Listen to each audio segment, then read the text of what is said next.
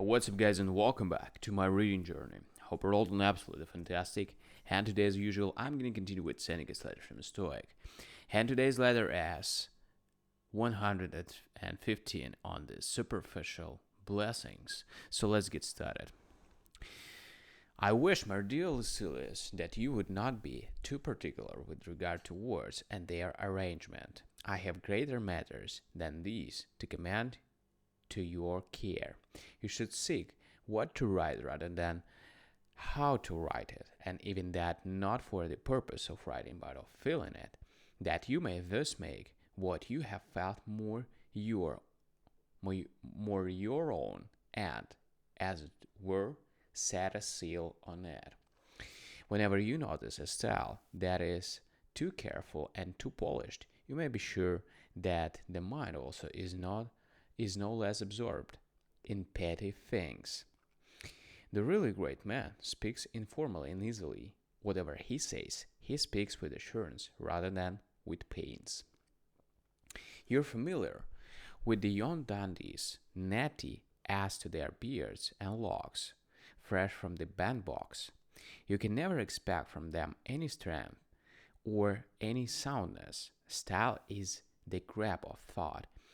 If it be trimmed, or dyed, or treated, it shows that there are defects at a certain amount of flaws in the mind. Elaborate elegance is not a manly grab. If we had the privilege of looking into a man's good soul, or what a fair, holy, magnificent, gracious, and shining face should be behold, radiant on the one side with justice and temperance, on another with bravery and wisdom.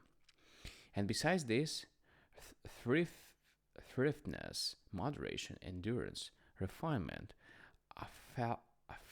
affability, and, though hard to believe, love of one's fellow man, that good which is so rare in man, all these would be shedding their own glory over that soul.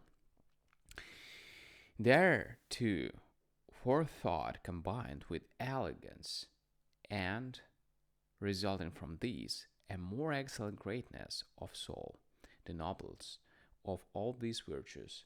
Indeed, what charm, O ye heavens, what authority and dignity would they contribute! What a wonderful combination of sweetness and power! No one could call such a face lovable without also calling it worshipful.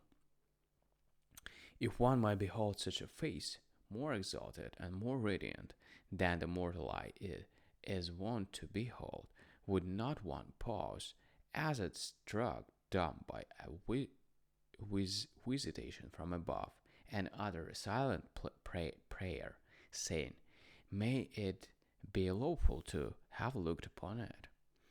And then, led on by the encouraging kindliness of his expression, should we not bow down and worship? Should we not, after much contemplation of a far superior countenance, surpassing those which we are wont to look upon, mild-eyed and yet flashing with life-giving fire, should we not then, I say, in reverence and awe, give utterance to those famous lines of our poet Virgil? O maiden, words are weak, thy face is more than mortal, and thy voice rings sweeter far than mortal man's. Blessed be thou, and whoever thou art, relieve our heavy burdens. And such a vision will indeed be a present help and relief to us, if we are willing to worship it.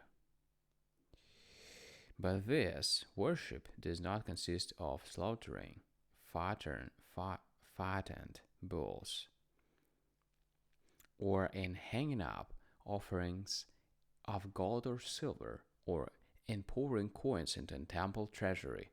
Rather does it consist and a will that is reverent and upright. There is none of us, I declare to you, who would not burn with love for this vision of virtue, if only he had the privilege of beholding it. For now there are many things that cut off our vision, piercing it with too strong a light, or clogging it with too much darkness. If, however, as certain drugs are wont to be used for sharpening and cleaning the eyesight, we are likewise willing to free our mind's eye from hindrances. We shall then be able to perceive virtue, though it be buried in the body, even though poverty stand in the way, and even though lowliness and disgrace block the path. We shall then, I say, behold that true beauty, no matter if it be smooth, smothered, smothered, smothered,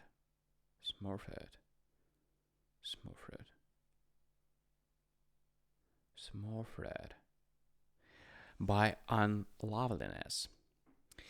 Conversely, we shall get a view of evil and the deadening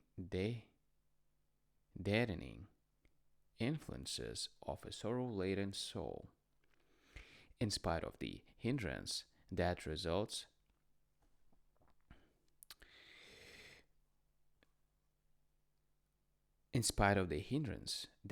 from the widespread gleam of riches that flash round about, and in spite of the false light of official position on the one side or great power on the other, which beats pitilessly upon the beholder. Then it will be in our power to understand how contemptible are the things we admire, like children who regard every toy as a thing of value, who cherish necklaces both at the price of a mere penny, as more dear than their parents or than their brothers. And what then, as Aristo says, is the difference between ourselves and these children, except that we elders go crazy over paintings and sculpture, and that our folly costs are dearer. Children are pleased by the smooth and variegated pebbles which they pick up on the beach, while we take delight in tall columns of veined marble brought either from Egyptian sands or from African deserts to hold up a colonnade of a dining hall large enough to contain a city crowd. With my walls veneered with a thin layer of marble, although we know the while that defects the marble conceals. We cheat our own eyesight, and when we have overlaid our ceilings with gold, what else is it but a lie in which we take such delight? For we know that beneath all the gilding there lurks some ugly wood. There lurks some ugly wood. Nor is such superficial decoration spread merely over walls and ceilings. Nay, all the famous men whom you see stirring about with head in the air have nothing but a gold-leaf prosperity. Look beneath, and you will know how much evil lies under that thin coating of titles. Note that very commodity which holds the attention of so many magistrates and so many judges, and which creates both magistrates and judges. That money, I say, which ever since it began to be regarded with respect, has caused the ruin of the true honor of things.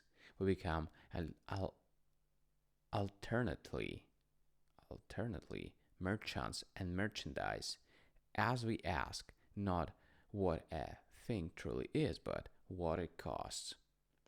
We fulfill duties with we fulfill duties if it pays, or neglect them if it pays, and we follow an honorable course as long as it encourages our expectations, ready to veer across to the opposite course if crooked conduct shall promise more.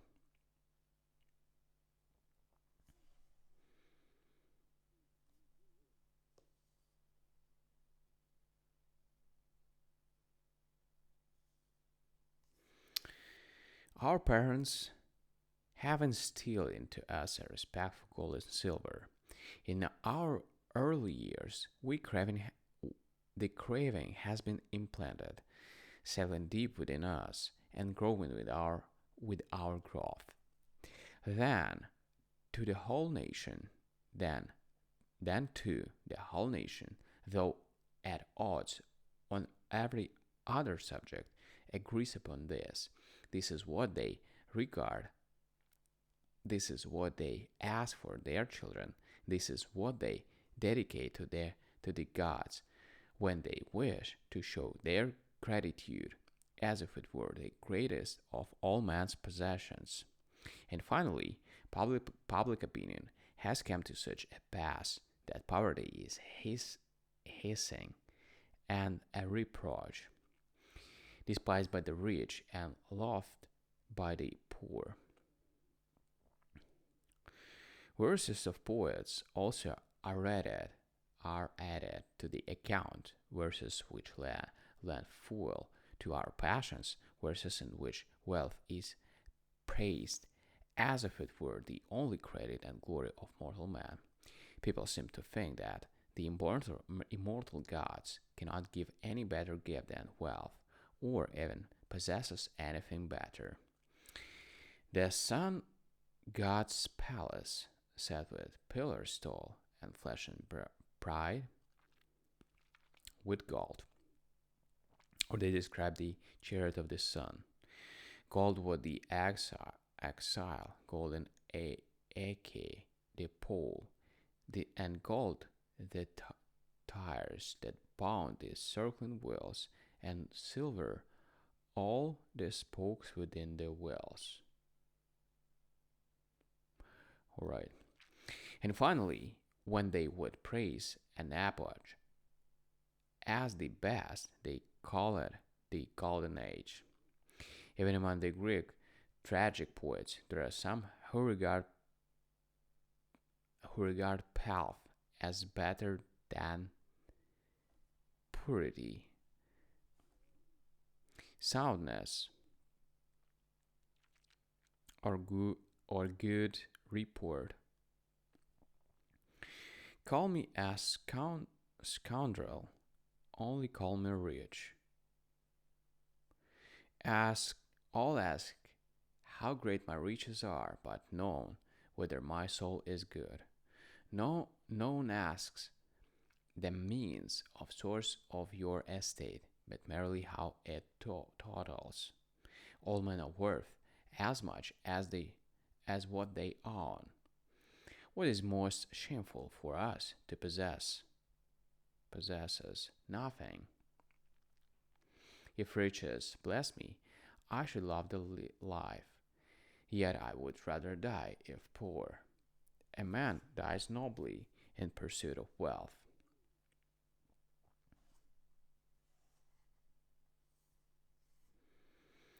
Money that blessing to the race of man cannot be matched by mother's love or lisp of children of the honor due one sire.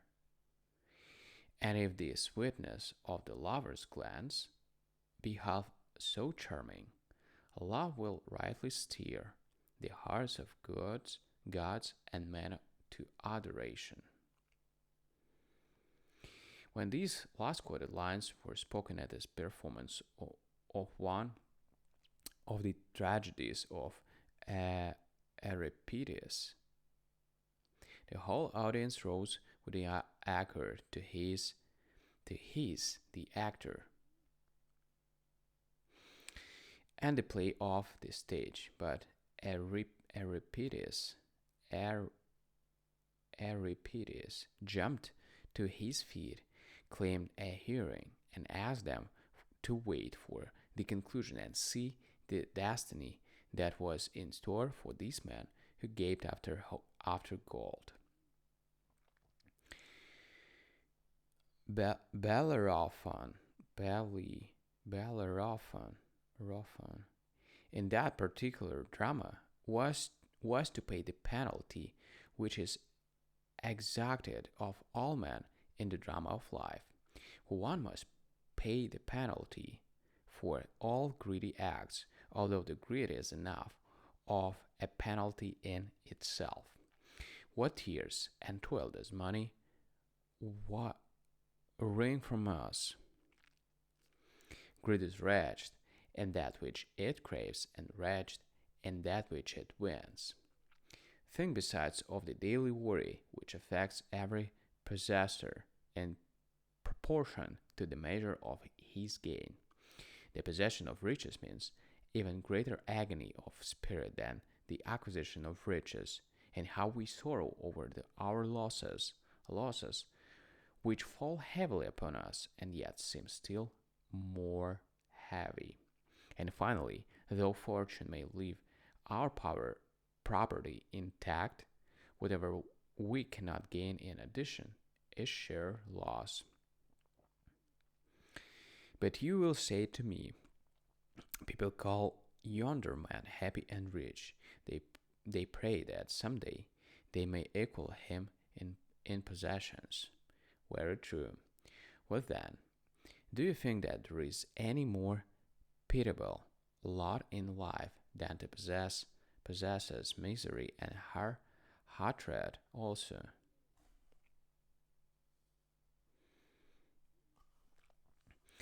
Would that those who are bound to crave wealth could compare notes with the rich man? Would that those who are bound to seek political office could confer with ambitious men who have reached the most sought after honors? They would then surely alter their prayers, seeing that these grandees are always gaping after the new gain, condemning what is already behind them. For there is no one in the world who is contented with his prosperity, even if it comes to him on the run. Men complain about their plans and the outcome of their plans. They always prefer what they have failed to win. So philosophy can settle this problem for you and afford you, to my mind, the greatest boon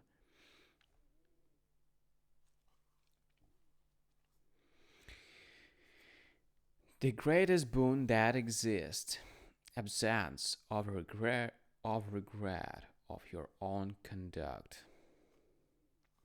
This is a sure happiness.